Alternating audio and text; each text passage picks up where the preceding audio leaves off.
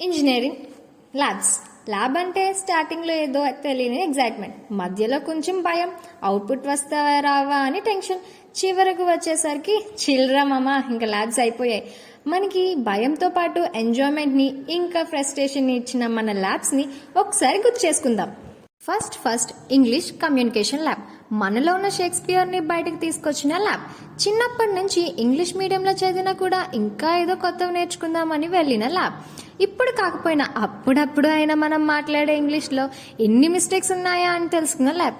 ఫైనల్గా కేడీలైన మనకు జీడీని పరిచయం చేసింది. బ్రెడ్లో జామ్ మాత్రమే తెలిసిన మనకు జస్ట్ ఏ మినిట్ అనే కొత్త జామ్ని పరిచయం చేసింది. మన జీవితంలో చూసిన ఎక్కడ పెట్టుకోవాలో అని తెలియకున్నప్పుడు రెజ్యూమ్ అనే దాంట్లో పెట్టుకోవచ్చు అని నేర్పించిన lab English lab. Physics.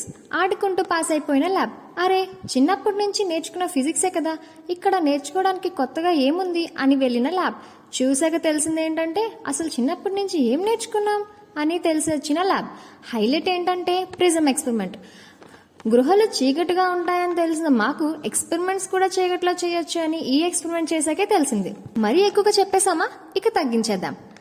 Next lab engineering and IT workshop. మనలో ఉన్న ప్రతిభను గుర్తించిన ల్యాబ్. ముందుగా ఐటీ వర్క్షాప్.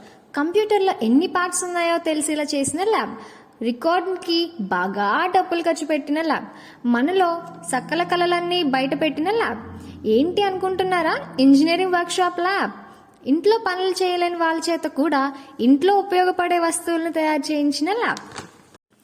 Chemistry lab. డెడికేషన్తో బై మిస్టేక్ HCl తాగేసిన ల్యాబ్.